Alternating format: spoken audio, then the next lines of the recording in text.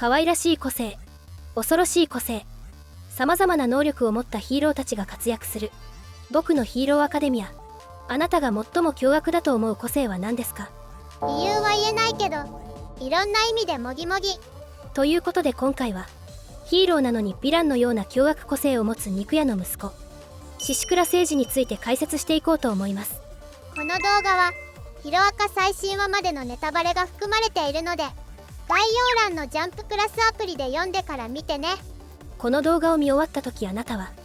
いろんな意味でミネタが欲しがりそうな個性だなと思っていることでしょう。それでは行ってみよう。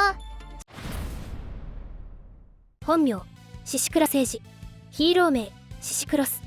身長172センチの A 型、2月9日生まれの止血高校ヒーロー科2年生です。目つきが完全にヴィラン。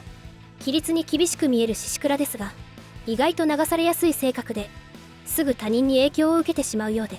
担任の先生からも心配されています。ステインの考え方とか喋り方を無意識に真似してたね。とても17歳の高校生と思えないような上から目線で語る癖がある宍倉は、たとえ自分だけがヒーロー仮免試験で落ちてしまったとしても、謎の上から目線で平然と解説を始め先生を戦慄させています。なんだか裁判官とか刑務官のようなスタンスで話すよね。ヒロアカ本編ではあまり語られていませんが、宍倉の父親はタルタロスの刑務官として勤務しており、オール・フォー・ワンがタルタロスを脱走した際、生死不明の状況になっています。あの喋り方はお父さんから影響を受けてたんだね。宍倉先輩もオール・フォー・ワンに因縁があったんだ。父親が刑務官とのことで厳格な家庭で育ったかと思いきや、実家は精肉店を経営しているということで、性格や個性もかなり家族に影響を受けていることがわかります。宍倉誠司っていう名前も分解すると肉プラスソーセージになるっていう、実家が精肉店らしい名前の由来だよね。父親の影響なのか軍人のような口調を使い、ヒーローの品位にこだわる宍倉は、1年 A 組のノリがヒーローの品位を乏しめていると考えており、特に暴言が多い爆豪勝樹に対しては異常な敵対心を持っています。宍倉先輩、常に誰かにブチギレてるよね。宍倉先輩はどんな個性を持っているの？宍倉の個性は敵を行動不能にするチート個性、精肉です。一番わけがわからない個性きた。実家の精肉店の影響なのか、精肉という分かりにくい個性ではありますが、数多く登場する個性の中でもぶっちぎりでグロテスクかつ凶悪な個性です。具体的にはどんな個性なの？この個性の特徴は2つあります。1つは自分の肉体を自由に変化させ、さらに切り離して飛ばすことが可能です。 B 組のトカゲちゃんに近い個性だね。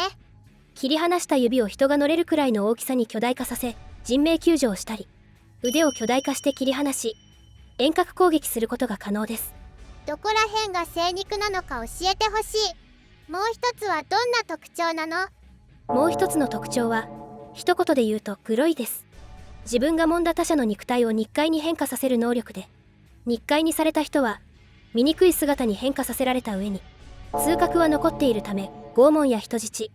肉の壁にすることができます。完全にヴィラン寄りの個性だよ。この個性に弱点はないの？一度触れてしまえば相手を即戦闘不能にできる、一見強すぎる精肉の個性ですが、個性の発動にはかなり集中力を使うようで、攻撃を受けて集中が途切れると肉塊化が解除されてしまうという脆さがあります。最前線で戦うっていうよりかは遠距離から戦うのに向いている個性だね。触れれば即行動不能の強力な個性で、性能は完全にヴィラン寄りですが、敵を傷つけずに無力化し、体の自由を奪うのと同時に醜い姿に変えることで心をへし折り、尋問して情報を聞き出すという、ヒーローにとっては最適な個性という見方もできます。ヒーローっていうより刑務官とか尋問するときに最適な個性だね。宍倉先輩には仲がいい人はいるの？高圧的で上から目線、何かと暴走しがちの宍倉ですが、根は悪い人ではないため、比較的交友関係は広いようです。特に宍倉とセットで登場することが多い止血高校の先生、説教ばかりしているも全く気にしていない同級生の写見ケミー、お互いに全てが気に食わない犬猿の中、爆豪勝樹の3人は外せないでしょう。獅子倉先輩と先生はどんな関係なの？自分のことを棚に上げ、上から目線で極論を語りがちの獅子倉に対して驚いた表情を見せながらも的確に良くない点を指摘し、言いにくいこともズバッと言う教師の鏡とも言える先生です。かなり扱いにくそうな獅子倉先輩といつも一緒にいれるくらいだから、かなりの人格者かもしれないね。遊泳に並ぶ名門校の教師ということで優秀なプロヒーローである可能性が高いのですが、全面戦争や最終決戦でも一度も戦う姿が描かれていないので、今後の活躍が期待されていますね。くせ者揃いの止血高校をまとめてる先生だから、意外とむちゃくちゃ強いヒーローかもしれないね。ケミーと獅子倉先輩はどんな関係なの？同級生のこの2人はクソ真面目で高圧的な獅子倉と底抜けに明るくてパリピなケミーで全く相性が合わなさそうに見えますが、能天気な性格のケミーは獅子倉の説教を何とも思っておらず、獅子倉はケミーのことを底抜けのアホと言ってはいますが、彼女のことを大事に思っているようで、ケミーが戸賀卑弥呼に襲われた事件をきっかけに今まで交流が希薄だった UA 高校へ積極的に働きかけ、 UA と止血が協力関係を結べるようオールマイトに進言しました。説教臭くてめんどくさい獅子倉先輩だけど、誰よりもクラスメートのことを大切に思っているんだね。かっちゃんと獅子倉先輩はどんな関係なの？この2人は一言で言うと敬遠の仲です。獅子倉とケミーは正反対の性格をしていても、ケミーが何とも思っていなかったことで奇跡的にうまくいっていましたが、高圧的な獅子倉に対して真っ向から反抗する爆豪とは相性が悪く、顔を合わすたびに罵り合うような関係性です。お互いに一番嫌いなタイプなのは間違いないね。ヒーロー仮免試験で試験に乗じてヒーローにふさわしくないものを間引きするというステインと同じ思想で、爆豪や霧島、雷と対峙する獅子倉に対して真っ向から突っ込んでいく爆豪でしたが、霧島もろとも一瞬で日界に変えられてしまい負けてしまいました。 UA トップの強さを持ってるかっちゃんと絶対倒れない耐久力最強の霧島くんを一瞬で無力化するって獅子倉先輩強すぎない？爆豪と霧島を侮辱しすぎたことで雷電気の逆鱗に触れてしまい敗北してしまった獅子倉でしたが、爆豪に勝ったヒーローはオールマイトとベストジーニストしかいないため、相当な実力を持っていることがわかります。もし獅子倉先輩が UA にいたらほのぼの学園生活は送れなかった気がするよ。 UA ビッグ3があの3人でよかったですね。